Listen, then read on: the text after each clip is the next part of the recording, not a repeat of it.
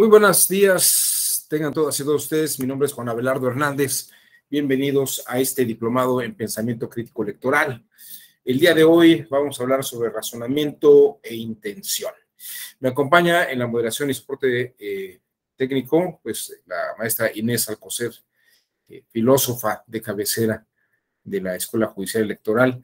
Y pues, tal como lo platiqué, hoy vamos a dar una continuación a lo que platicamos ayer en esta introducción al pensamiento crítico. Y el día de ayer, si ustedes recuerdan, alguien hizo un comentario, hizo una pregunta sobre el pensamiento crítico de la masa o de la gente en la cantidad, en una cantidad masiva, si era posible, un pensamiento crítico social masivo. Y comenté una serie de factores y elementos que hay en los seres humanos, que es la voluntad y la intencionalidad, más que este carácter de razonamiento. Una computadora, y les voy a decir cuál es la conclusión del día de hoy, prácticamente sobre lo que vamos a platicar hoy.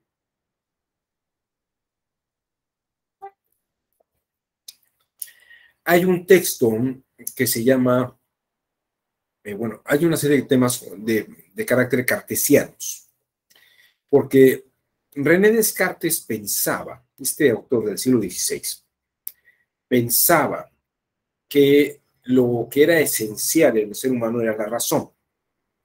De hecho, Aristóteles también pensaba que lo que nos hacía seres humanos era la razón. De hecho, definía un bípedo racional al ser humano, ¿no? Un bípedo racional. El ser humano es un bípedo sin plumas racional, ¿no? Que razona.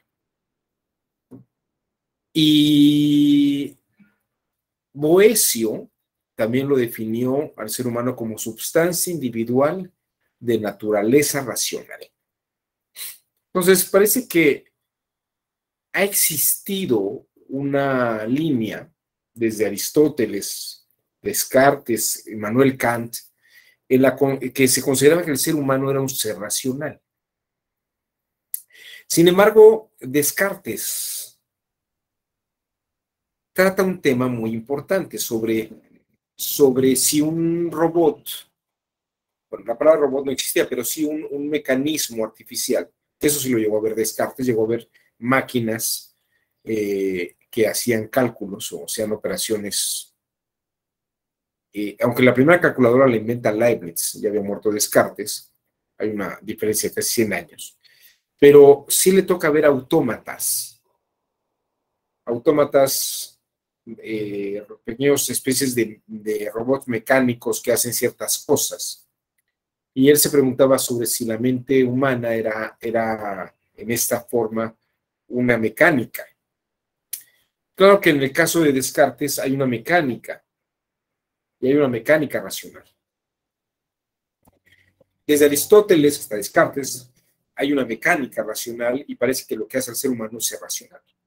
Pero, en ese sentido, una computadora hoy hemos visto que es racional. La computadora razona y razona mucho más rápido y más preciso que nosotros.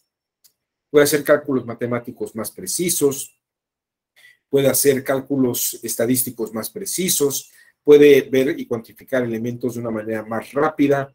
En un árbol de decisión puede seguir elementos con una mayor precisión que tenemos nosotros. Pero hay una cosa que la máquina no puede hacer.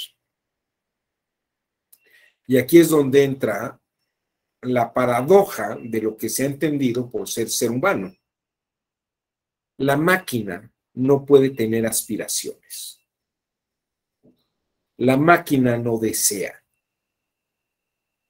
Eso es muy importante. Tal vez casi un contemporáneo de Descartes y más contemporáneo de Leibniz fue el creador del cuento de Pinocho. Es un cuento que nos ha dado una pauta que se ha reproducido luego por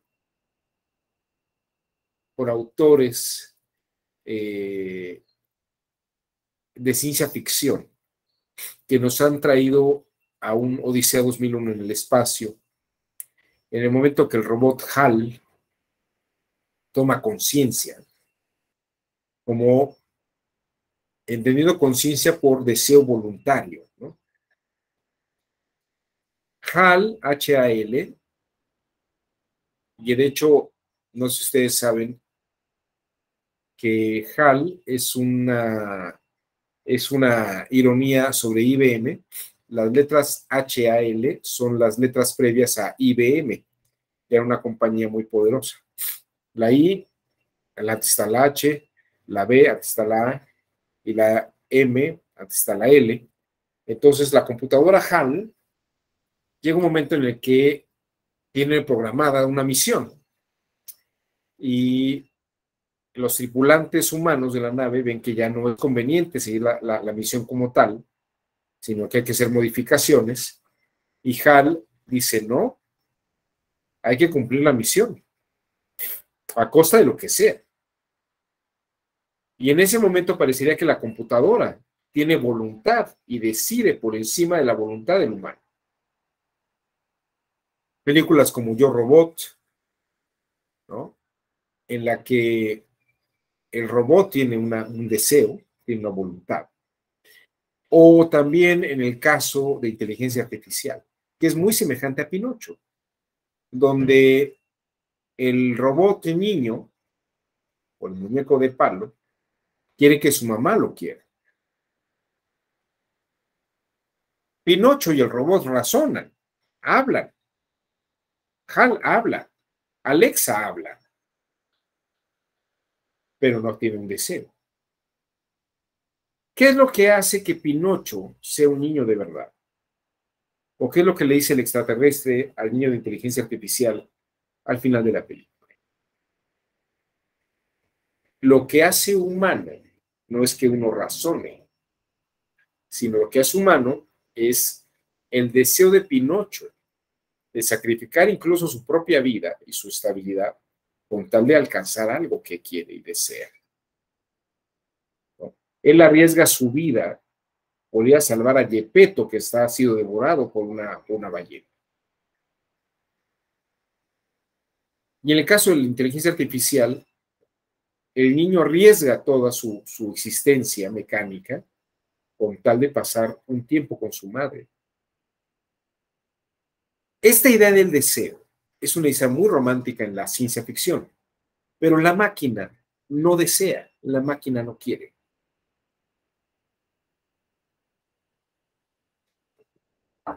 En ese sentido, la máquina no tiene voluntad. La máquina no tiene aspiraciones sociales. La máquina no quiere enamorarse. Es decir, lo humano no es la parte racional discursiva ni la parte lógica, sino el deseo, la voluntad de algo. El político aspira a una posición de poder, dice, por el deseo de servir. ¿No? Es que yo quiero servir. Yo no me pertenezco, le pertenezco al pueblo. No es mi voluntad, es la de ellos. Yo soy el instrumento, ¿no? Que sea su voluntad, no la mía. Qué cosa, ¿verdad? Pero fíjense que allí está el sentido de lo humano. Es que yo quiero ser presidenta, yo quiero ser presidente, yo quiero ser diputado. ¿Para qué? Para poder servir a la gente, para poder sacar adelante. Es un deseo lo que está en el fondo de todo el asunto. La razón no tiene intenciones, la voluntad sí. Y es algo tan básico en nosotros, en los seres humanos, ¿no? Y les diría, esta parte que vimos ayer, del yo que observa, ese yo que contempla y que revisa todo lo que estamos viendo, es ese elemento que es consciente y existe. Ese yo no es solamente razón, sino que tiene una parte de contemplación. Tiene una parte de contemplación. Permítame un minuto, por favor.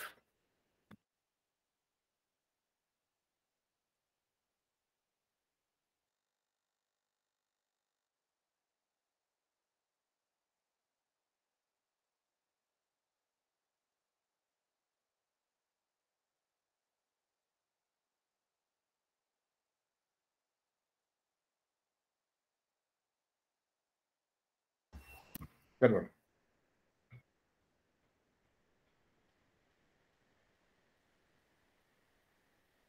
Es que uno no sabe si son cosas muy urgentes. Bueno, esto es de lo que quiero hablar el día de hoy. La intención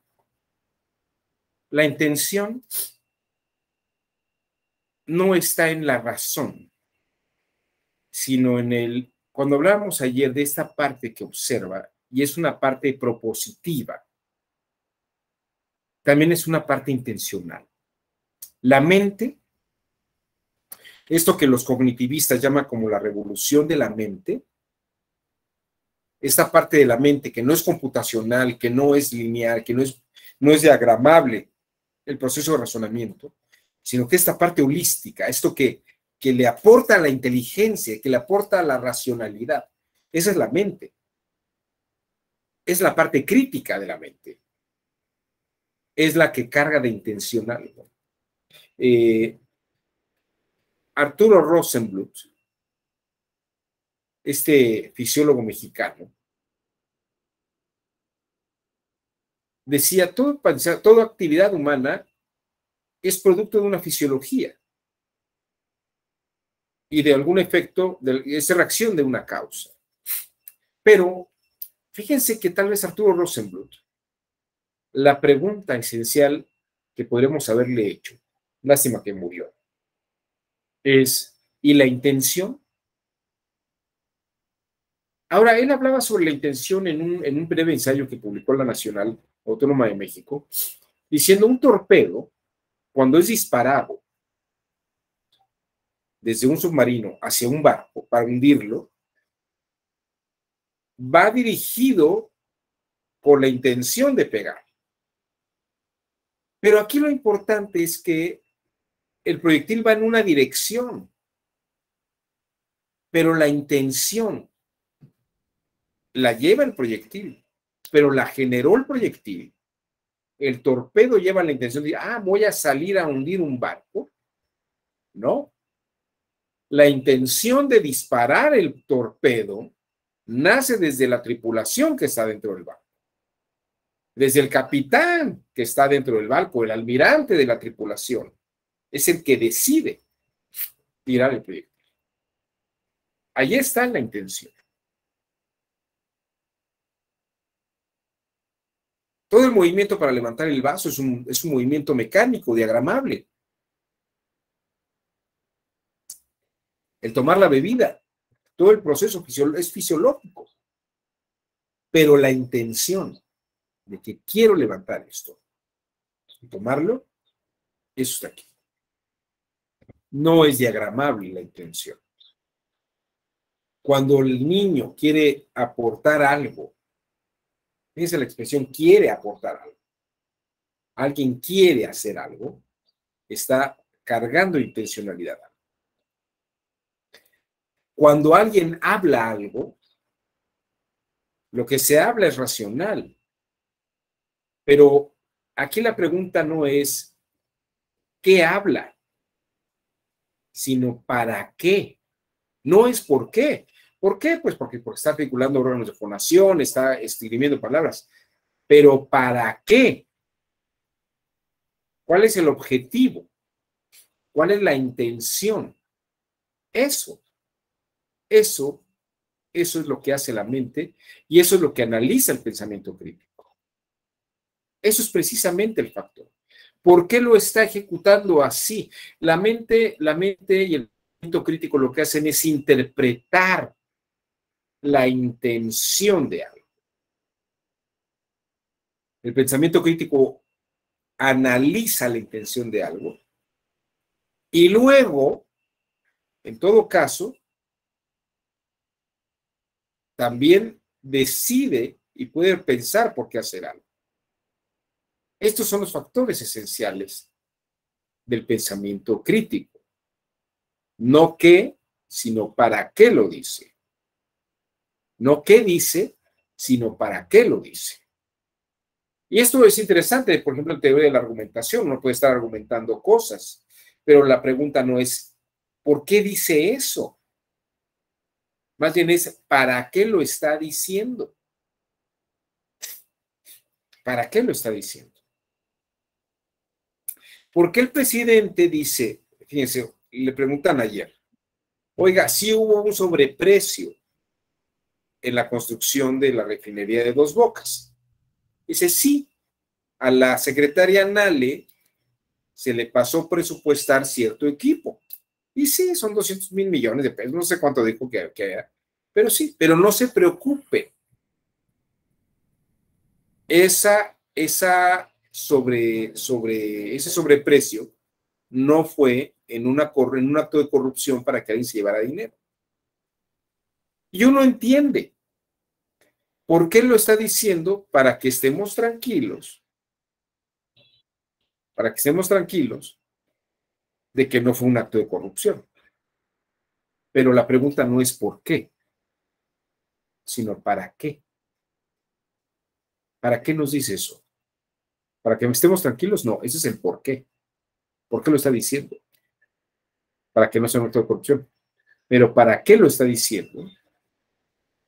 Para que se vea que él está cumpliendo una promesa, que no iba a haber corrupción, que es un gobierno limpio, ¿no?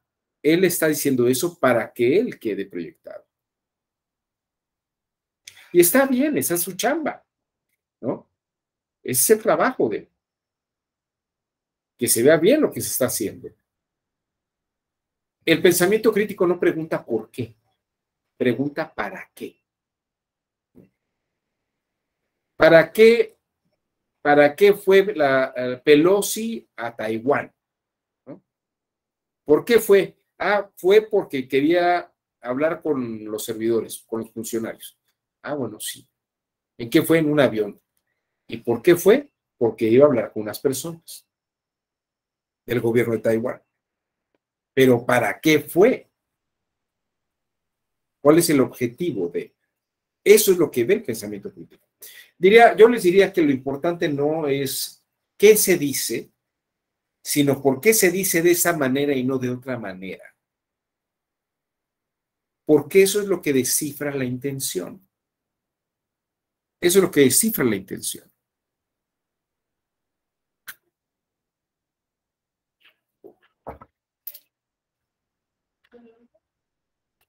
En el Génesis, Yahvé Dios le dice a Adán y a Eva, pueden tomar de cualquier cosa, de cualquier fruto del jardín del Edén, menos del árbol de la sabiduría del bien y del mal. De ese no tomaréis, porque el día que ustedes coman de ese árbol, morirán, decía Yahvé Dios. Y ustedes saben el resto de la historia. Eva y Adán toman del árbol de la sabiduría del bien y del mal, y Yahvé Dios descubre que han tomado el fruto porque le dice a Adán, Adán, ¿dónde estás? Y Adán y Eva están escondidos en el matorral porque ellos, después de haber tomado el fruto, ya tienen la capacidad de decidir qué está bien y qué está mal. Y el verse desnudos, consideraron que es algo malo. Entonces se escuden en el matorral. Y cuando Yahvé pregunta, ¿dónde estás? Y Adán le contesta, aquí, detrás del matorral. Nos estamos tapando porque estamos desnudos. Yahvé se da cuenta de que la intención de estar desnudos, que no era mala, ahora es buena. Digo, que antes no era mala, ahora es mala. Fíjese, ahí está en el Génesis la narrativa de en qué momento Adán se vuelve un ser humano. Había sido creación de Dios. Pero yo les diría, todavía no era humano. ¿Por qué? Tal vez porque todavía no había mostrado su intención. La intención que Dios le había dado era una intención controlada. Pero el momento que él decide y Eva decide tomar del fruto, hay una intención que no estaba en el plan divino, ¿no? Y lo que los hace muy humanos es que ellos deciden. ¿Para qué? ¿Por qué? ¿Por qué tomaron del fruto o para qué tomaron del fruto? La serpiente les dice, él sabe que si ustedes toman del fruto, seréis como dioses. Esa es la expresión. Seréis como dioses. Seréis como él. Pero fíjense que es muy curioso. Eric Fromm, por ejemplo, dice, la serpiente nunca le dice, el momento que tú te la tomas vas a convertirte en él. Vas a ser casi como él. Seréis como. Ese seréis como no es seréis, no le dice seréis dioses, le dice seréis como dioses. Es una cosa bellísima, porque el momento que tomen del fruto, ellos podrán tomar decisiones, podrán tener una intención. Es en la decisión donde está lo humano. En la intención y la decisión donde está lo humano. No en el diagrama de flujo racional. Entonces el pensamiento crítico hace un análisis de las intenciones. Es que esto funciona de esta manera lógica, sí, pero ¿por qué? Por esta fórmula lógica. Ahora, ¿para qué lo presenta con esa fórmula lógica y no la presento con esta otra fórmula lógica?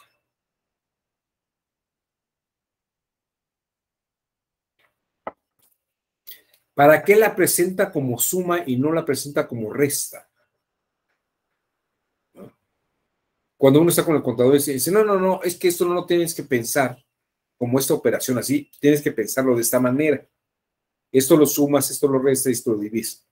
Pero ¿para qué lo hacemos así, no lo hacemos de esta otra manera? No, es que eso ya lo decide la contabilidad fiscal. Hay unos para qué. Y si ustedes me permiten, me gustaría mostrarles elementos básicos que podríamos decir que son casi humanos. Y miren, a principios de los años 60 y 70 se dio un fenómeno muy interesante. Aquí tienen a Nicholas Tinbergen y a Konrad Lorenz. Konrad Lorenz fue premio Nobel de Medicina en 1973 porque habló, es de las primeras personas que habló junto con Tinbergen sobre las conductas animales. Y aquí hay una cosa muy importante, porque lo que se descubre en el campo de la etología es algo que abona frente a estos grandes teóricos cibernéticos y conductistas que dicen que los seres humanos o los animales pueden ser condicionados y programados como una computadora. Pero ellos muestran que hay conductas animales, y entre ellas la conducta humana, que puede no estar, a pesar de estar condicionada, puede tener una intención. Voy a poner una imagen. Déjenme, voy a regresar a esto en un momento. Bueno, pues les voy a pasar un pequeño video de Franz de Waal. Este es un etólogo que estudió y estudia todavía a los chimpancés. De hecho, tiene varias obras interesantes, de primates y filósofos, el mono que llevamos dentro, o la política de chimpancés. Ahorita platico un poco sobre la política de chimpancés, pero él lo que está diciendo es que precisamente estos seres no viven solamente con condicionamientos, sino que tienen intenciones. Vamos a ver este pequeño video de Frans de Waal y vean ustedes lo que ocurre. Let me show you a video. This is now become a very famous video because in the United States, income inequality is the big theme of the conference of the elections. And what you will see here is a monkey on the left who gets cucumber and a monkey on the right who gets grapes for the same task. So the one on the left gives us a rock, that's the task, and gets a little piece of cucumber and eats the cucumber. So the first piece is good.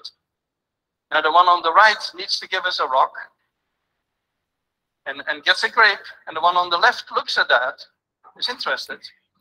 He gives us a rock and gets again cucumber. Now look what happens.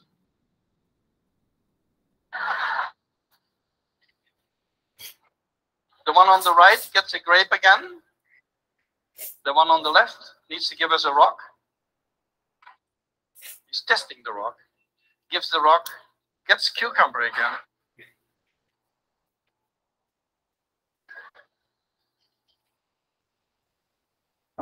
So you see, it's a very emotional response to the inequality. And so the monkeys have what we call a sense of fairness, is that they object to inequality. It's the most simple form of inequality aversion, as we call it, or a sense of fairness. It's very similar to young children. There are many mothers who do my monkey experiments on their children, something that I cannot do myself. And so they send me these little videos, and I want to show you the video here of two children. One child gets a whole cookie from mom, and the other one gets a half cookie from mom. A cookie? Daniel, there's one cookie. Sound, please. Anna, this one's for you.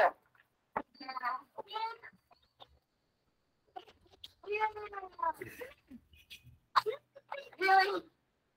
Really?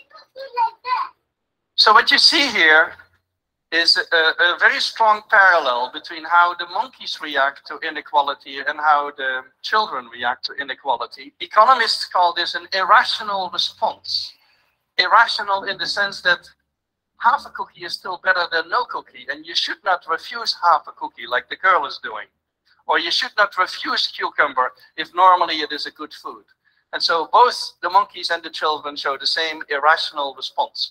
Now I call this first order inequity aversion, or first order fairness, in the sense that you are objecting to getting less than somebody else who does the same job, basically. Bueno, aquí tienen ustedes a Frans de Waal, y me parece que este video es muy ilustrativo, porque podemos decir que a un simio lo pueden condicionar a hacer un trabajo y recibir una uva, y al otro lo podrían condicionar a hacer el trabajo y recibir un pepino. Pero precisamente al que le dan el pepino, literalmente le vale pepino el pepino. Él lo que quiere es la uva. Y fíjense que esto es interesante porque no es un tema de condicionamiento de operación, acción-respuesta, sino que el mono efectivamente quiere lo que el otro está recibiendo, porque está contemplando que el otro tiene algo que a él también le gustaría tener. No es un producto estímulo-respuesta, hay un deseo. Y es un deseo muy básico animal. Esto es muy importante, porque vemos el discurso, pero perdemos la intención. Podemos ver el mapa, pero tenemos que ver por qué de pronto alguien decide definir territorios. El territorio está cargado de una simbolización y de una intención. Simbolizar es intencionar, ¿no? Un acto de la padre, de la madre, es que esto me parece terrible, te portaste conmigo muy mal en mi infancia. Y la madre, bueno, pues es que hice eso en ese momento. Yo no pensé que lo fueras a simbolizar como un acto de intención de daño hacia ti, ¿no? Esa intención, esa es una pulsión interna humana. Eso no es diagramable. No es un diagrama de flujo. Ahora bien, quiero que vean ustedes que es precisamente la intención lo que va haciéndonos humanos. Y el pensamiento crítico tendría que observar estos aspectos de intención. Estos aspectos de intención. Fíjense ustedes, vamos a ver a Jean Piaget. Jean Piaget empezó siendo un biólogo, pero luego desarrolló e hizo varios experimentos. Fíjense ustedes qué es lo que dice Jean Piaget. Esto lo dice en un ensayo que se llama Desarrollo Moral en los Niños. Y la pregunta es, ¿quién ha sido más traviesa? Caso 1. Una niña llamada Marie quiso dar a su madre una bonita sorpresa arreglando un vestido que necesitaba una costura. Pero ella no sabía cómo usar las tijeras correctamente y además, pues a la hora de cortar, hizo un agujero más grande del vestido. Caso 2. Una niña llamada Margaret se quedó sola en su casa. Tomó las tijeras de su madre y jugó con ellas durante un tiempo. Como no sabía usar las tijeras correctamente, tomó un vestido y accidentalmente hizo un agujero en el vestido. Y pregunta Piaget a los niños, ¿quién ha sido más traviesa? ¿Quién merecería un castigo? ¿Las dos? Y fíjense que es interesante, porque los niños y las niñas manifestaron la siguiente idea que ya Piaget denominó realismo moral. Los niños reconocen la distinción entre un acto bien intencionado, que resultó mal, y un acto descuidado con una mala intención. ¿No? La malicia se da, fíjense, tienden a juzgar la malicia en términos de la gravedad de la consecuencia más que en los términos de los motivos. Lo grave, ¿no?, es por la intención. No, es que ella quería hacer un regalo, pero le quedó mal. Entonces no es malo lo que hizo. Pero si estaba jugando y andaba de traviesa, entonces sí es malo. Pero fíjense que esta idea de la intención no está programada. Precisamente uno verifica y califica el tema de la intención. Fíjense, esto es interesante y les voy a decir por qué.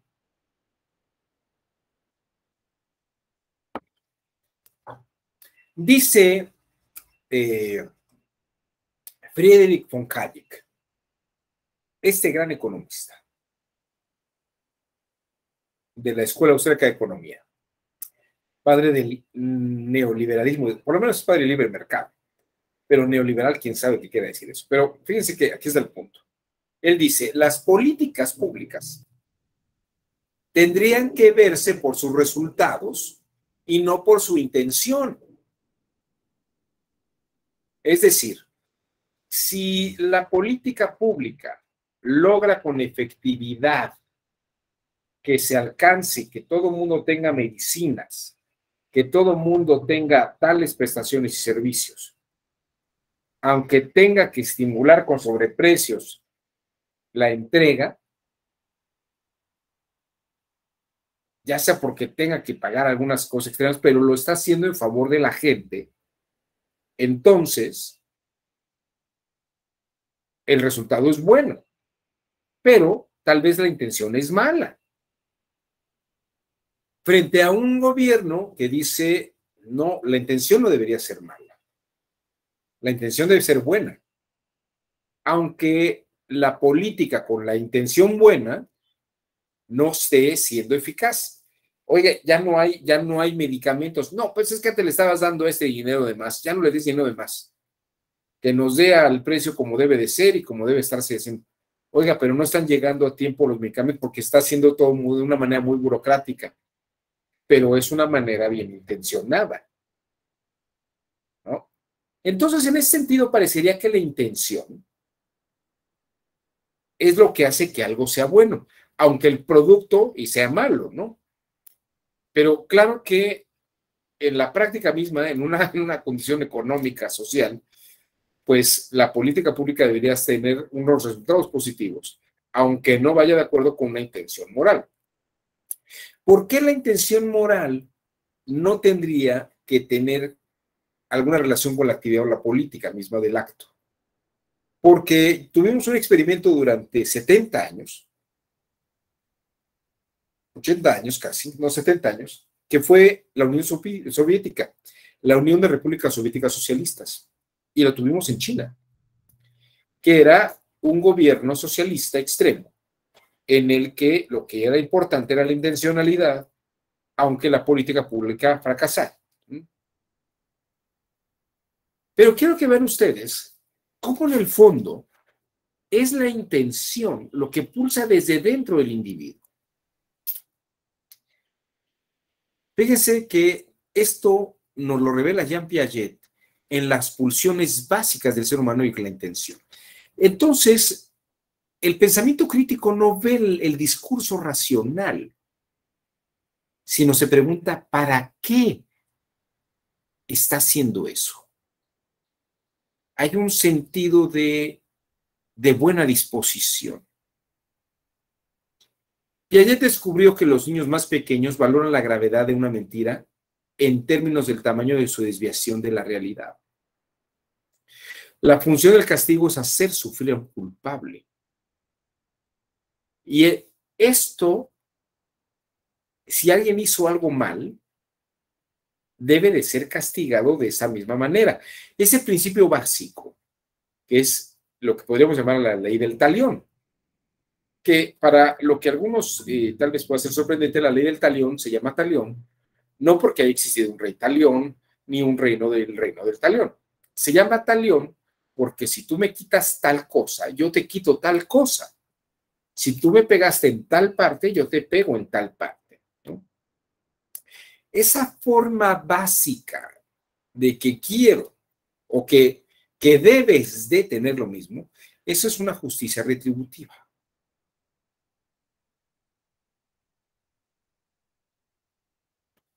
Hay otro caso, fíjense, les voy a platicar ese otro caso. Dos niños estaban haciendo una travesura en una granja, le estaban quitando cosas al espantapájaros. Y cuando llega el granjero, los dos corren, pero a uno lo agarra el granjero y lo castiga. El otro huye, no lo agarra el granjero, pero a la hora que va corriendo, se tropieza y cae en un río donde se ahoga. Las niñas y los niños dicen, es que era su castigo. Mejor se hubiera quedado a ser castigado, porque de todos modos el acto estaba mal, él iba a ser castigado.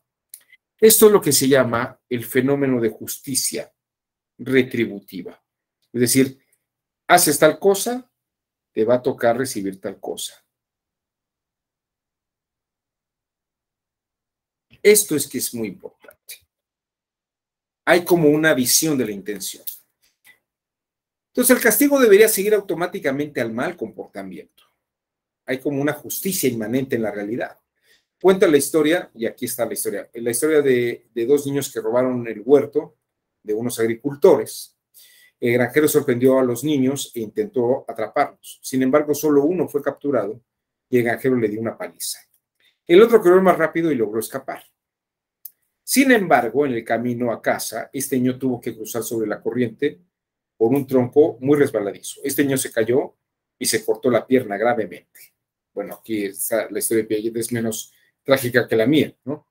Cuando se le preguntaba a los niños sobre por qué el niño se hirió la pierna, no dicen porque el tronco estaba resbaladizo, no es por qué, sino que afirman porque le robó al granjero.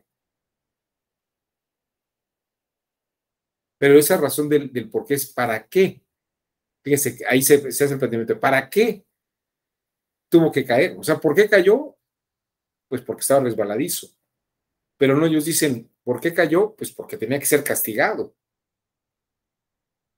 Pero ese más bien es el objetivo. Porque le robó al granjero, es el para qué le robó, para qué tenía que ser caerse y resbalarse y herirse. Estas ideas de Jean Piaget, Kelsen las conoció cuando estuvo en Ginebra, Suiza, en el año 33, saliendo huyendo de Alemania, ante la presencia de los nazis. Y él hace una gran amistad con Jean Piaget en Ginebra, que es donde él se va a refugiar después de la Segunda Guerra Mundial. Digo, durante la Segunda Guerra Mundial. Y Kelsen dice que en la psique básica de las civilizaciones antiguas, la griega, la romana, la sumeria, la babilónica, la hindú, la china, en todas ellas hay una idea básica de la justicia, que es retribución y reciprocidad, que es la base de la ley del talión. Hiciste tal cosa, te va a tocar algo. Es el karma. Hiciste algo grave, te va a tocar algo grave. Y es que aquí está el punto más interesante. En un texto de Kelsen que se llama Sociedad y Naturaleza, que es un texto, Kelsen lo reconoce como su libro de sociología, él en el capítulo primero, donde habla de la psique primitiva, dice que la psique del hombre primitivo se caracteriza esencialmente por el hecho de que en él, en el hombre primitivo, el componente racional está muy por debajo de lo emocional. O sea, es más la emoción que la razón. El sentimiento y la voluntad son dominantes frente a la razón. Y es que esto no lo tiene una computadora. Por eso la computadora no se equivoca, racionalmente hablando, pero puede equivocarse en cuanto a la pertinencia de un contexto donde la emoción y el sentimiento son muy importantes. Oiga, es que el hijo robó, pues hay que darle un castigo. Oiga, pero es que robó en una circunstancia de hambre y le robó al papá, que lo ha tratado mal. A mí me programaron para decir que el robo es cuando privas de la vida, digo, privas de un bien a otro con la intención de hacerlo tuyo, ¿no? Eso que me estás diciendo, si era pobre, si era un hambriento, eso no es computable, ¿no? ¿Qué tiene que ver la intención si lo que estamos calificando es el acto? Gabriela, levantaste la mano, te escuchamos.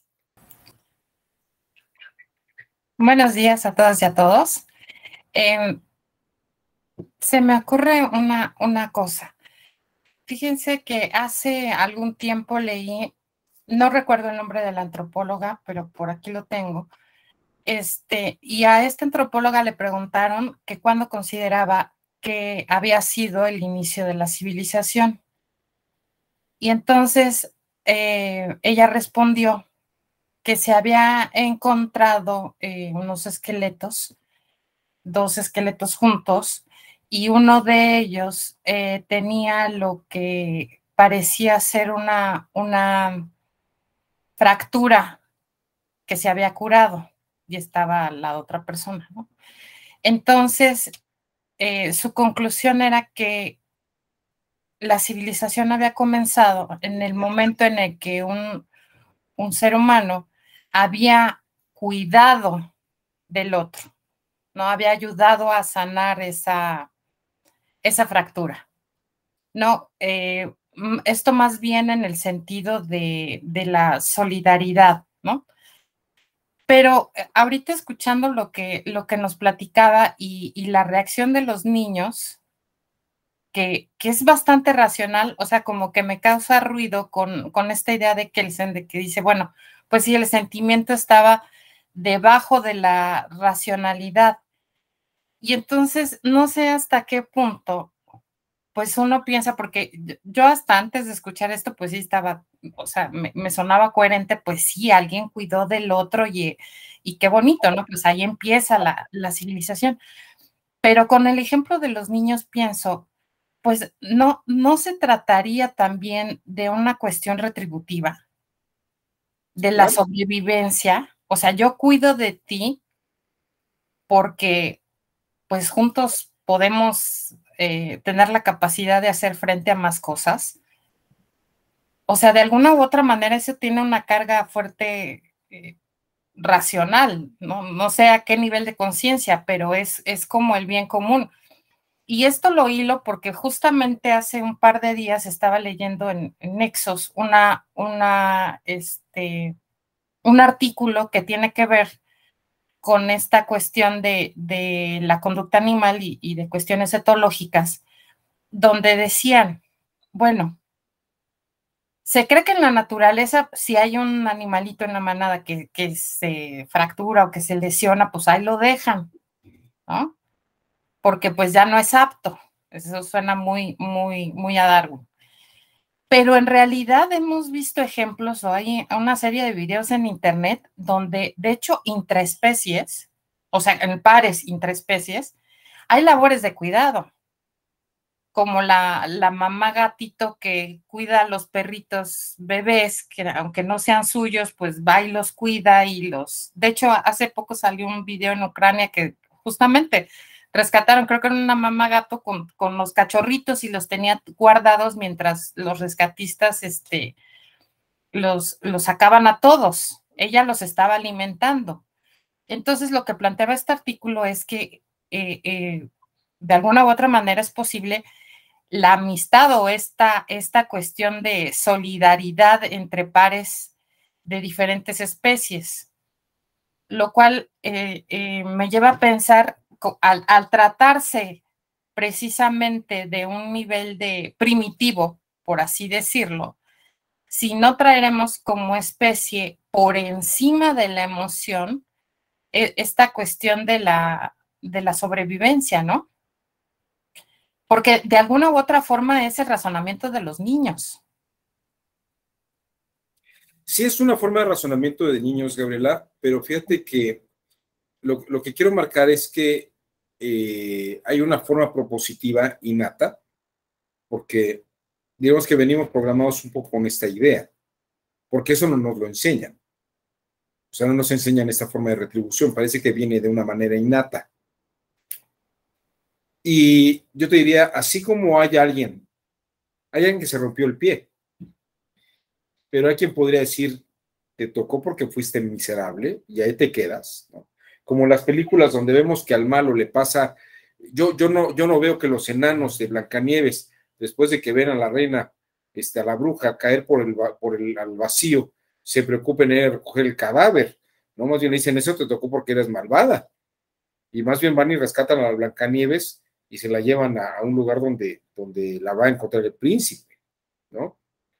Pero tú puedes decir, bueno, podría haber sido un gesto muy amable de los enanos el ir a tratar de salvar el cuerpo de la bruja y tratar de ser empáticos con ella, ¿no? Pero no.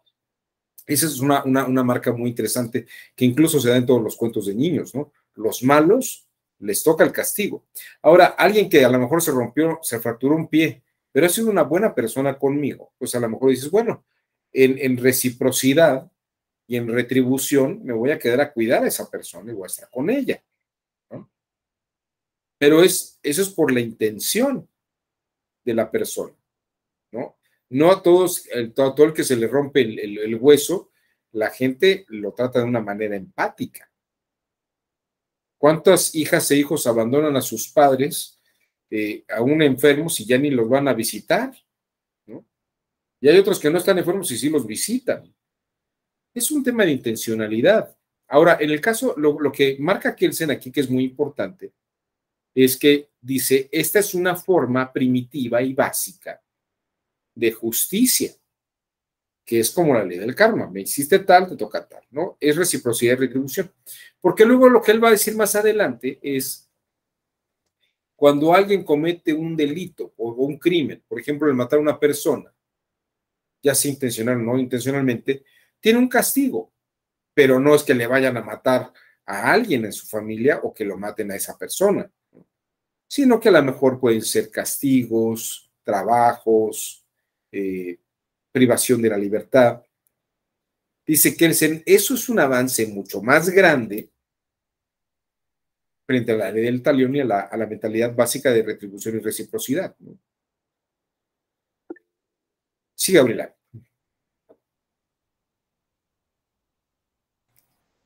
Pero al final de cuentas se trataría de un tipo de razonamiento primitivo, ¿no? Es un razonamiento primitivo, pero no condicionado.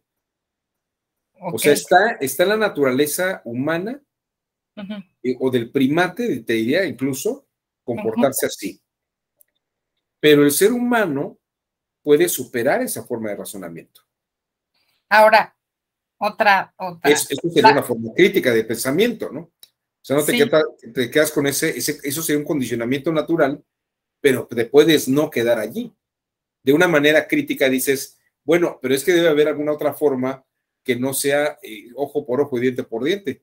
Decía Gandhi, ojo por ojo, diente por diente, nos vamos a quedar ciegos y chimuelos todos. Ahora le planteo otra cosa, y a ustedes también, que va concatenado con algo de ayer. Sí. Yo me quedé reflexionando mucho en la cuestión esta del potencial de preparación. Sí. Vimos, ¿no? Y entonces, y también se hablaba de la intuición. Entonces fui al diccionario, vi la definición de intuición, y la connotación de intuición va despojada de la razón. Cierto. Vienen así nada más. Entonces yo estaba pensando, dije, a ver, si hay un potencial de preparación de acuerdo a los experimentos, ¿no será que eso que llamamos intuición es en realidad un razonamiento empírico, un razonamiento, si quieren, primitivo, que el cerebro en su evolución está preparado para hacer, pero es un razonamiento al fin y al cabo, no de manera consciente, sino producto de años de evolución? Y esto lo ligo con lo que estamos platicando ahorita. O sea, no viene de la nada, en realidad sí hay el cerebro está conectando ahí, está tomando una decisión. Si tomamos como punto de partida este experimento. Sí, yo te lo plantearía. ¿Tú manejas, Gabriela? ¿No manejas? No, nunca me ha gustado. O sea, sí sé encender un coche, pero no ok. me gusta. ¿Tocas algún instrumento musical? Toqué alguna vez un poco de piano y Ok. la flauta en la primaria. Yo creo que llegaste, ok. Es que fíjate, tal vez el ejemplo es, bueno, pero uno camina. Es que mira, cuando uno va, por ejemplo, manejando en el auto, a veces ves que no hay muchos autos y aceleras, ¿no? Pero no razonas, dices, bueno, a ver, le voy a meter, dices, le voy a meter. Ahorita tengo una oportunidad y le metes pedal. Pero no piensas, estoy yendo a 45 kilómetros por hora, debo de llegar a 36, debo llegar a 80 kilómetros por hora, no debo exceder 80 kilómetros por hora, la resistencia de las llantas es tal, o sea, no vas midiendo racionalmente la actividad que estás realizando. Cuando vas caminando, no dices, o si tienes que frenar, pues vas frenando de una manera que tú te vas sintiendo cómoda cuando manejas. O cuando vas caminando, decides a veces acelerar el paso, pero no dices, estoy viajando a 10 kilómetros por hora, pero debería estar trabajando, debería estar caminando como a 15 kilómetros por hora. O sea, tú no vas razonando, ni vas haciendo cuantificaciones ni mediciones racionales, ¿no? Simplemente vas pensando, ya se me hizo tarde, o debo llegar antes o después, y tú vas haciendo las cosas, pero esa forma no es irracional, es racional, pero no es cuantificable ni conscientemente diagramable en un razonamiento externo claro, ¿no? No sé si me estoy explicando. Eso es lo que llamamos intuición. No, pero es que desde otro enfoque sería el último escalón del aprendizaje, que es la competencia inconsciente, que es cuando tú Claro. ya eres lo suficientemente hábil para hacer algo que no lo, o sea, parecería que No, no es que se sí es. razona, pero se razona y tan se razona que se razona en automático. O sea, ya sé cómo es una operación. Es como el ejemplo de comerte una manzana, ¿no? O sea, ya lo voy a llevar al plano fisiológico, o sea, el cerebro, o uno no es consciente de todas las operaciones que se hacen para obtener glucosa de eso, sino que ya en automático se hace. Claro, pero no lo haces mecánicamente como algo regulado. Por ejemplo, Ajá. Una secretaria de estudio le llega el asunto y tienes una mecánica de revisión, si quieres. Pero la mecánica de revisión no es sobre el mismo texto. Sí tiene los resultandos, ¿no? Sí ves todo lo que es previo a los considerandos, o a lo mejor vas a revisar cómo vas a armar los considerandos, pero todos los considerandos no se escriben de la misma manera ni se abordan de la misma forma. Tú tienes que ir haciéndolo de una manera que se vaya adecuando al caso. Y eso tú lo sabes hacer y eres una persona experta en eso, si eres una secretaria de estudio, tan lo sabes hacer que ya lo realizas. Ya no estás pensando, deberíamos hacer tal o cual cosa para poder operarlo, o tienes un diagrama de cómo hacer una sentencia. No sé si me estoy explicando en ese sentido. Sí y no, porque a mí me tocó ver de repente muy curiosa y revisando precisamente acuerdo. Ajá. Que de repente en los más sencillos, justamente en los que luego pues uno se confía, a veces eran a la hora de la revisión y de que ya otro lo ve con ojos un poquito más frescos, el error caía precisamente por irse en automático. Es decir, ya, pues aquí no, pues están pidiendo copias, que no sé qué, no. O sea, ya cuando uno no lo ve en automático, dices, es que hay un hueco en la comprensión. Que esa es una de las cosas, o sea, por eso no sé, el ejemplo igual y no me suena tan familiar, porque precisamente una de las particularidades de los órganos en donde se imparte justicia es que no hay un caso igual a otro. Así es. Ajá. Por En eso no es general. automático. Por eso no es automático. Sí, no Ahora, es automático. el hecho de que tú digas que es inconsciente no quiere decir que es automático. O si es un automatismo, pero te voy a decir en qué sentido. De pronto vas revisando si se está revisando un acuerdo, de pronto te das cuenta que algo no está bien. Todavía no sabes qué es, pero sabes que algo no está bien. O algo no te suena bien, ¿cierto? Eso es intuitivo. Y eso es producto de una experiencia acumulada. Y eso Sí, yo lo lo haces único en que digo automático. es que me suena que es racional, o sea, no, o sea, lo que me brincó realmente fue que a la intuición se le quitara este atributo de razonamiento. No, la intuición sí es racional, pero no es consciente. Exacto. ¿Qué es lo que platicábamos ayer con Julian James, no? Sí. Uno camina, no está siendo consciente que está caminando, pero es racional que camina. Entonces, sí, a lo mejor no es muy afortunada la definición del diccionario, ¿no? Pero es precisamente esa parte de intuición. Y esa parte de intuición tiene que ver más que con un conocimiento racional discursivo, es un conocimiento racional emotivo, es volitivo, es un saber hacer, no es un saber pensar. No sé si me estoy explicando en esto.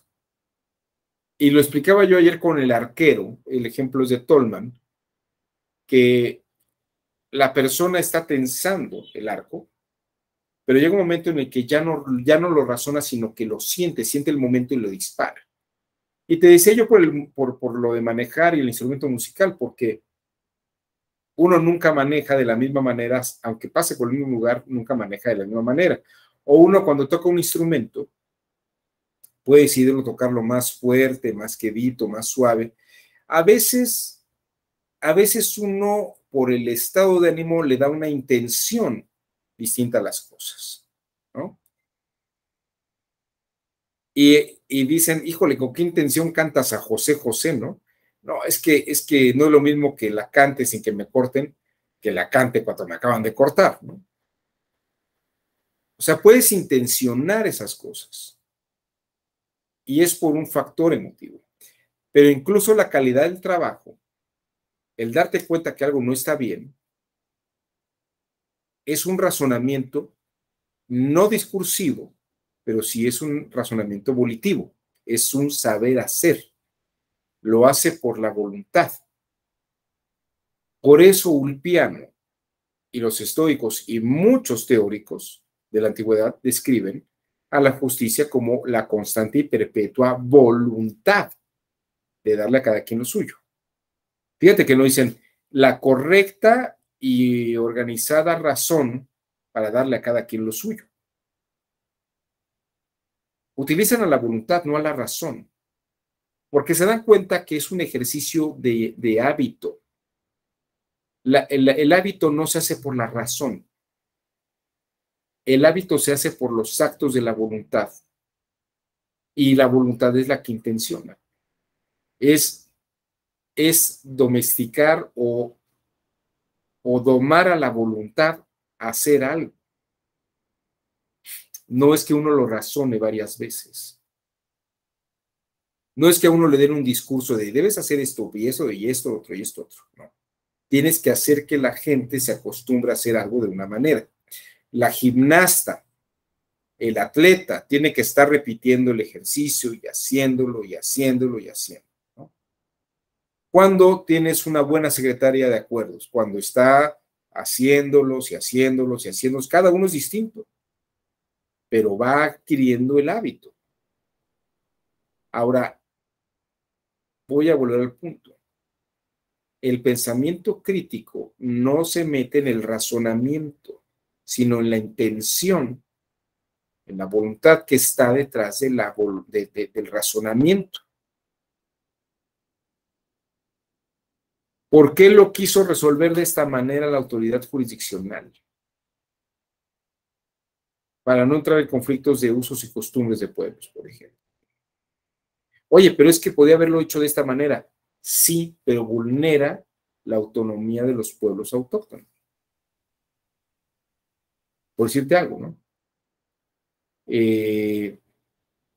¿Por qué decidió juzgar de esta manera? Porque, por ejemplo, el caso de Iliatenco es interesante. El caso de Iliatenco es de una mujer que se reconoce como minoría indígena, ¿no? De pueblo autóctono, va por la reelección por Movimiento Ciudadano, y de pronto aparecen pintas en todo el municipio, diciendo que fueran las viejas, que las viejas no saben gobernar, que ella es una incompetente, que por ser mujer debería ser menor. Pero claro, no hay pruebas de que haya sido el del otro partido, el hombre que estaba en el otro partido, o sus simpatizantes, no hay pruebas de nada de eso. Y de pronto, la Sala Superior decide anular la elección. Oiga, dicen los del Partido del Trabajo, pero si nosotros no fuimos los que pintamos eso, y no, dicen, sí hay violencia política de género, pero nosotros no fuimos, no anulé la elección porque nosotros ganamos. Y la Sala Superior dice, sí la voy a anular, pero no porque tú hayas sido el culpable, porque no hay pruebas que lo indiquen, sino porque como existió ese hecho, sí hubo una violencia que le dio una condición de desventaja a ella. Y la anulo no por dañarte a ti, no para dañarte a ti, sino la hago para que se rehaga el proceso, se rehaga la elección sin estas condiciones de violencia, dándole la garantía a ella de que va a poder competir sin esa violencia de género, ¿no? Pero ahí fíjate que el discurso no es la razón, es para qué lo hace de esa manera. Porque hubo un voto particular de un magistrado que dijo, pero es que no se puede anular la elección porque le estás causando un daño a alguien, estás violentando sus derechos. claro. Pero si esa persona está segura de sus derechos, puede volver a competir y seguramente ganará nuevamente si efectivamente la gente quería que él ganara, ¿no? Pero ya no vamos a hacerlo dañando los derechos de la otra persona. Gabriela, levantaste la mano. Entonces, si en realidad lo que se ve en el pensamiento crítico es la intención, podríamos encontrar un fuerte componente de pensamiento crítico en los procesos legislativos a la hora de que se elaboran, por ejemplo, la exposición de motivos, ¿no? Por ejemplo. Porque es el para qué. Así es. ¿No? Y en el caso jurisdiccional, pues lo primero que se me ocurre es a la hora de la ponderación, ¿no? O los controles de convencionalidad, ¿no? Que hay que hacer hay que ver cuál es, por ejemplo, la norma que protege más, o sea, a la hora de hacer ese análisis crítico, ¿no? De lo que va a favorecer más a la persona. No tanto así como la aplicación de que punitiva, ¿no? De hizo y tas. No, o sea, sino realmente es cuando se pondera. Pero además, ¿para qué ponderas de esa forma y no ponderas de la otra? Ajá. Ahí hay una intencionalidad que estás haciéndolo en aspiraciones de un valor. La máquina no te hace eso. E incluso el voto particular, por ejemplo, el caso de Ilatenco, que hay quien dice aquí que le tocó, a ver a quién le tocó. A Francisco Margarito le tocó. A ver si ahorita nos platicas un poco de eso. Fíjate, el asunto es que la razón, e incluso el voto particular dice, es que si vas a anular la elección es porque vas a sancionar a alguien, ¿no? Porque hizo algo mal, ¿no? Pero fíjate que aquí la intención fue otra. No la anulo por hacerle daño al otro, ¿no? Lo anulo porque hubo una desventaja para la otra parte. Oiga, pero en la judicatura, ¿hacia dónde uno tiene que ver? ¿A la protección de qué derecho? ¿O por qué está ponderando más el de la mujer que el del candidato hombre? A lo mejor por una intención de género. Pero eso no está en los reglamentos. Eso no está en la ley. Eso está incluso en medir la circunstancia. Y eso no es algo que muchas veces sea intuitivo, ¿no? Digo, muchas veces no es racional. Bueno, perdón, no es consciente racional. No tienes un discurso racional. Incluso puedes decir, es que esto no va en esa línea. Veo que algo está mal. O sea, no es, puede ser correcto esa decisión. Racionalmente es correcta, pero no es pertinente. El pensamiento crítico ve la pertinencia de algo. Los ilustrados norteamericanos se dieron cuenta que Jorge VI tenía muchas razones para conservar el poder de las colonias británicas en el territorio de ultramar, ¿no? El territorio norteamericano. Los mexicanos entendían las razones de Pepe Botella y de Fernando VII, ¿no? Para que México siguiera subordinado a España. Los constituyentes de Cádiz también tenían razón en decir y daban muchas explicaciones por las que el territorio de ultramar tenía que seguir subordinado a España. Pero aquí decidieron por voluntad ser independientes. Y en Estados Unidos se decide ser independientes, porque les parece inmoral que hay que pagar de impuestos. Les parece que no es debido lo que está haciéndose con ellos. Pero eso no es un tema de razón, es un tema de intenciones. No sé, a ver, Francisco Margarito, ¿nos puedes explicar brevemente, ¿te tocó esa elección o te tocó la calificación de la elección? No, yo trabajo aquí en el INE nos toca en nuestro distrito 05, ese municipio de Iliatenco, en el cual la diferencia fueron alrededor de 50 votos. La candidata que promovió la anulación de la elección era la presidenta en funciones en la época, estaba buscando la reelección y pues se da que aparecen estas pintas y esa es la causal. Y como usted bien lo decía, no hubo a quien achacarle la responsabilidad de esas pintas, pues también los compañeros del OPLE estaban esperando si iba a haber alguna sanción para que al que resultó ganador, si se le iba a dejar registrar o no. En eso estuvieron, y pues no hubo ninguna manifestación al respecto. Pues entonces la elección se llevó a cabo con los mismos candidatos, y después de la elección, pues fue una elección muy vigilada. Pues después de que se anula, pues fueron 11 casillas, todas las casillas tuvieron la observación de distintos organismos que estuvieron observando, observadores electorales, y al final la diferencia de 50 votos en la elección que se anuló se aumentó alrededor de 100, 130 votos, si no mal recuerdo, pues fue más la diferencia que al principio. Entonces, y el mismo que ganó la primera vez fue el mismo que ganó la segunda. Entonces, pues así resultó, y pues también nosotros teníamos esa idea de que probablemente iba a haber alguna sanción contra alguien, pero pues también no sabíamos en contra de quién, porque pues al final nunca se supo quiénes fueron los que hicieron esas pintas en contra de la presidenta municipal en funciones en ese entonces. Muchas gracias, Francisco Margarito. Bueno, como verán ustedes, ahí está precisamente esta condición, ¿no? Por eso es muy curioso. Por eso luego dicen que las jueces y los jueces, los magistrados y los magistrados se venden y se van porque ¿por qué no resuelven los casos de la misma manera? Es que los casos no son iguales, nunca. Un caso no tiene que ver muchas veces con otro, por más que se parezcan, son dos animales distintos. Cada uno se agota en su propia especie, cada caso se agota en su especie. Puede haber casos clínicos que pueden ser comparativos, pero no lo son. Si me permiten, déjenme mostrarles ahora. Les voy a mostrar un pequeño video de este etólogo que, más que dedicarse a los animales, se dedicó al ser humano. Fue muy conocido en su época Desmond Morris por un par de libros que llamaba El mono desnudo. Y luego tiene otra serie de libros muy interesantes, ¿no? Que, por ejemplo, el zoológico humano, el zoo humano, también es muy importante. Y luego tiene otra serie de textos sobre el amor, sobre las relaciones.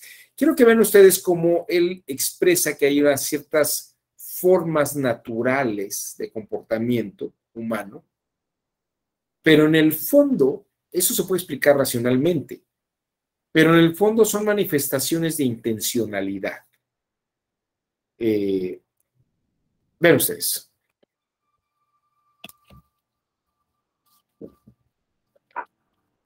Un artefacto llamado pupilómetro mide en forma precisa los cambios de tamaño de las pupilas de los sujetos cuando ven una sucesión de imágenes. El tamaño de nuestras pupilas cambia de acuerdo a nuestra respuesta emocional hacia el objeto que contemplamos. Si vemos algo que nos agrada, las pupilas crecen de tamaño, independientemente de cualquier cambio en los niveles de luz. Pero si vemos algo repugnante, se reducen. Entonces, cuando los jóvenes amantes se contemplan a los ojos, inconscientemente se están checando mutuamente las pupilas para ver si se hacen más grandes o pequeñas. Si se dilatan, debe significar que al compañero le agrada lo que está viendo. Y este acto es una poderosa indicación de que alguien se está enamorando. Y ya que nos agradan las personas a quienes les agradamos, se deduce que una cara con pupilas dilatadas nos resulta mucho más atractiva que una con pupilas diminutas. Esta es la razón por la que los anunciantes engrandecen los ojos de las chicas en los anuncios, para inclinarnos más a comprar sus productos. Y también es la razón por la que en el pasado, las cortesanas italianas solían ponerse gotas de belladona, que literalmente significa mujer bella en los ojos, para dilatar masivamente sus pupilas y hacerse más atractivas a sus compañeros masculinos. Los científicos descubrieron que los movimientos de una persona pueden revelar si le gustamos o no.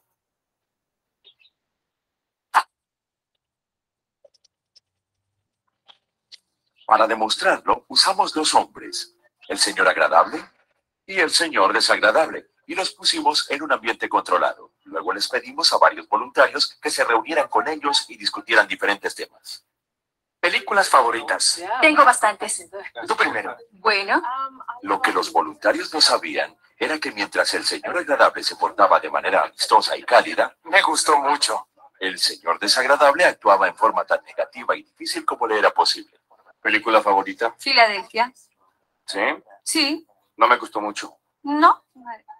Realmente no. Pero crucialmente, tanto al señor agradable como al señor desagradable les pidieron mover su cuerpo deliberadamente en formas específicas. ¿Hay más favoritas? Mientras las cámaras esperaban una respuesta de los voluntarios que revelara lo que sucedía en su mente. Gradualmente, mientras las conversaciones se desarrollaban, algo extraordinario comenzó a suceder. Yo no...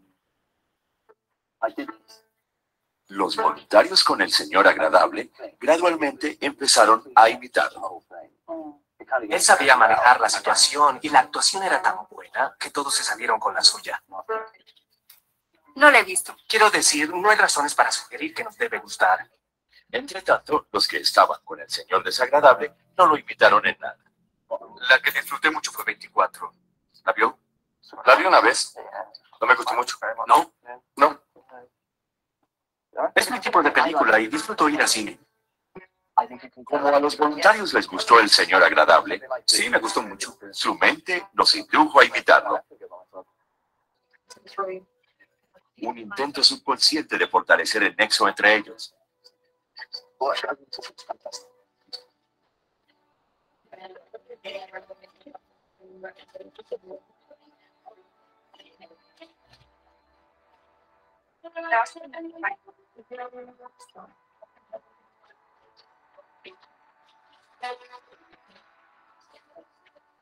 Genial. Vi a Hammond Holmes. ¿Sí? ¿Hablaron? No.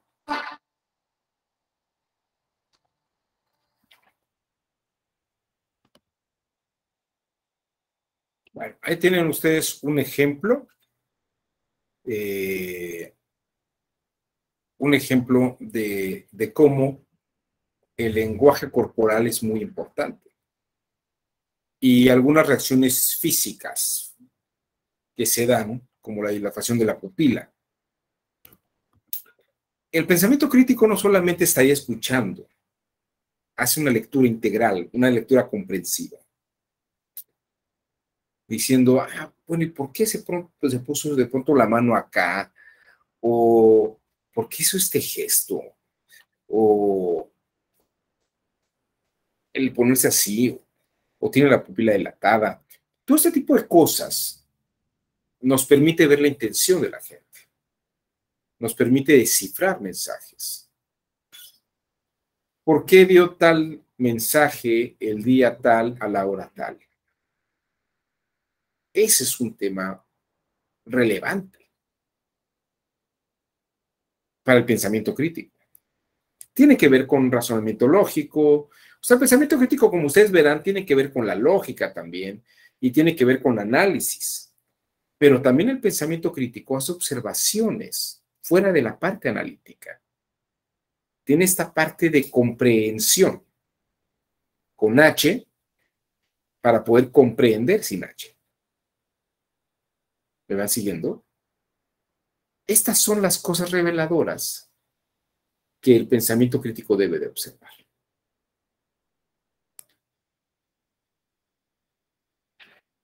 La intención. ¿Para qué está diciendo tal cosa? ¿Lo está estructurando de tal manera? ¿Lo está razonando de tal forma? ¿Para qué? Estos son los elementos claves. Y veremos a lo largo del curso varios de estos aspectos. Tiene que ver con el comportamiento físico, tienen que ver con el comportamiento elemental. Ciertamente podemos estar condicionados. Ya nada más para terminar la sesión del día de hoy sobre la intención y haciendo un poco relación a lo que estaba hablando Gaby Moreno sobre el nacimiento de la conciencia humana. Voy a pasarles un pequeño fragmento de un antropólogo, de un arqueólogo antropólogo, que encontró en unos esqueletos en Shanadar, en Irak, restos de polen señalando que era el primer entierro con flores. El primer entierro con flores que habían visto. Y dicen, ¿por qué ponerle flores a un cadáver? ¿O para qué ponerle flores a un cadáver? Vamos a verlo y ahorita lo comentamos.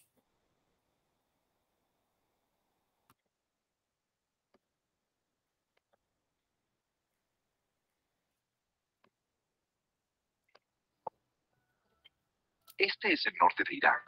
Más allá de sus ríos y rocosas pendientes yacen las planicies. Aquí, un notable grupo de fósiles humanos descansaron 60.000 años sin ser molestados. Hace 40 años, el Dr. Brauf Solecki, entonces en la Universidad de Columbia, exploró las cavernas en Shanidar, donde desenterró una imagen de hombre primitivo que cambió profundamente la manera en que veíamos a nuestros ancestros. El profesor descubrió este cráneo. Perteneció a un hombre de Neandertal. Extrañamente, el cráneo estaba cubierto de polen microscópico de las flores de cardo, hierba cana, espidea y malva real, entre otras.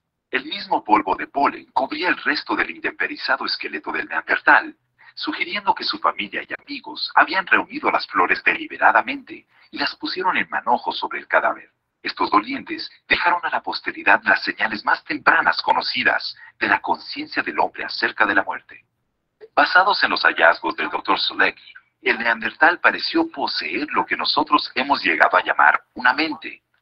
Habíamos hallado pólenes extraídos de la tierra, algo así como esto, y estos pólenes indican 8 tipos de flores, las cuales creemos que fueron enterradas con el individuo. Y esto parece indicar, quizá, las primeras señales de evolución espiritual y quizá los primeros seguimientos de una religión. Algo desconocido anteriormente en la vida de los neandertales. Estos huesos ayudaron a armar un rompecabezas, no de los orígenes del hombre, sino de los orígenes de la humanidad. Por primera vez en los anales arqueológicos, los sitios con entierros de Shanidar revelaron una conmovedora conciencia humana de nuestra situación. Marcaron el surgimiento de la conciencia humana. Quizá no por coincidencia, esta conciencia en evolución correspondió al cerebro en evolución.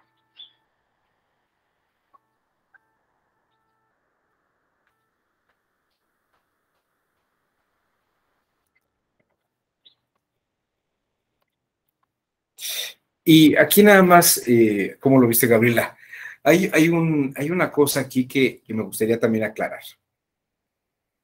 A veces confundimos evolución con adaptación. Sí evolucionamos, pero a veces la evolución tarda muchos millones de años o muchos siglos en operar. Lo que podemos ver más rápidamente es la adaptación. Y la podemos ver en nosotros mismos. Por ejemplo, un ejemplo muy aterrizado de esto es alguien que juega tenis, por ejemplo, después de varios años de estar jugando tenis, obviamente si es diestra o diestro, el brazo derecho lo va a tener mucho más fuerte, va a tener más fuerza para golpear la pelota. Más fuerte que el común de la gente que no juega tenis. O si tiene el brazo izquierdo, lo tendrá más fuerte. La gente que conduce autos estándar tiene fuerza en las rodillas por el clutch, ¿no? Más en la rodilla izquierda que en la derecha. La gente que maneja autos automáticos no tiene tanta fuerza en las piernas. Pero lo vamos viendo porque son adaptaciones. Una persona que está trabajando en lugares oscuros, como una mina, pues obviamente a la hora que sale a la luz, su visión tendrá menos resistencia, porque su vista se adaptó más a la oscuridad de un trabajo oscuro. Eso lo podemos ver en una vida y lo podemos ver en unos años. Darwin, por ejemplo, se percató distinguió la evolución de la adaptación.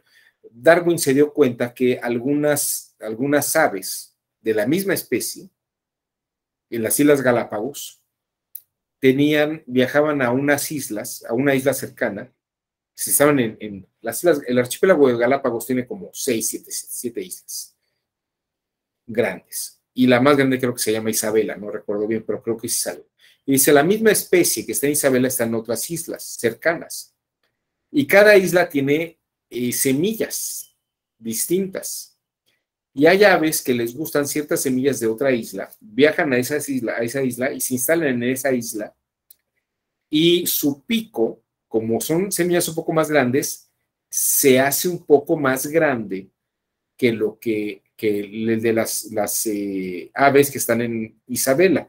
Es la misma especie de ave, pero el pico se modifica porque el tipo de semilla que tiene allá es más grande.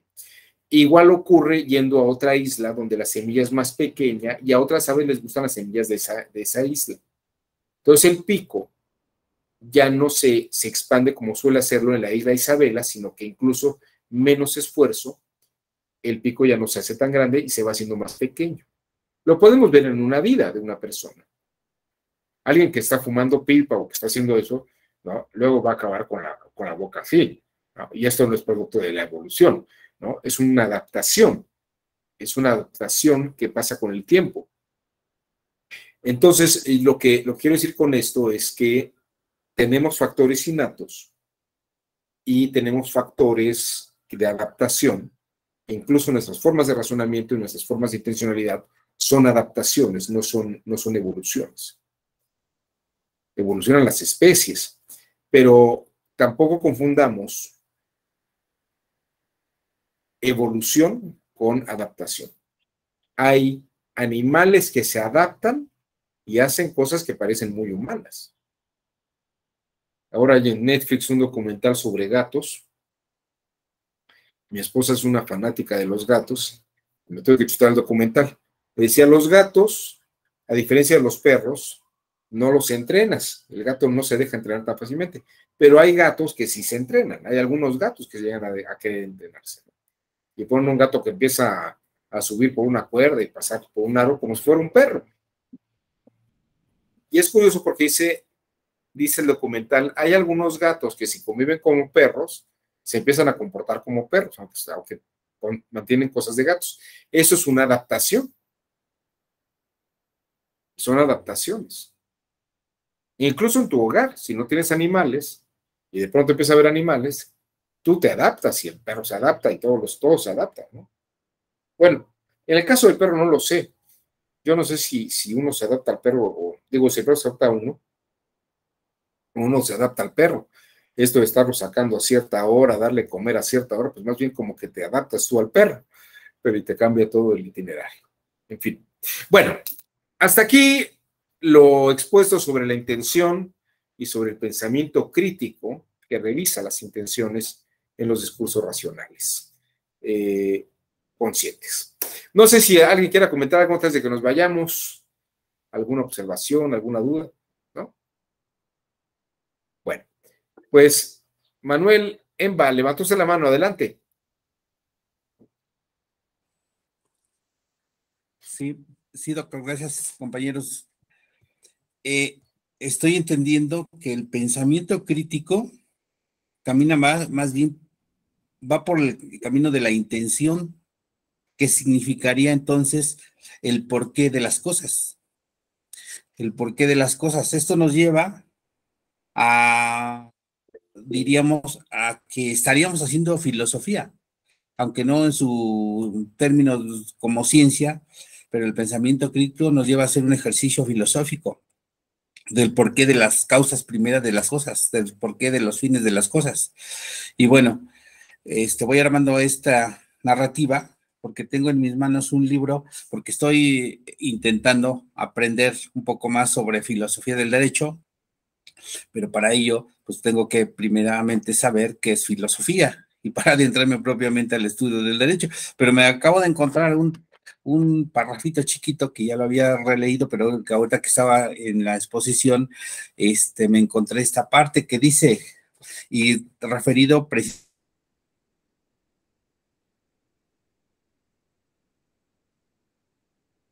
precisamente el pensamiento que tiene que ver con, o sea, el por qué Nancy Pelosi fue a Taiwán. ¿Por qué? ¿Por qué fue? O sea, ¿qué intención hubo? Es decir, no solo debe ir a sus raíces epistemológicas, sino que tiene la obligación de ir a sus fundamentos para revelar la identidad de lo que se estudia y aprende con H en este proceso reflexivo. No alcanzo a ver aquí, por eso me cuesta trabajo. Pero bueno, ya es que mi luz está y no me alcanza a ver o ya los ojos me fallan. Entonces, bueno, ahí está la parte, ¿no? La parte nodal de que tendría que ser el pensamiento crítico, tendría que ir sobre ese camino de la radicalidad, pero radicalidad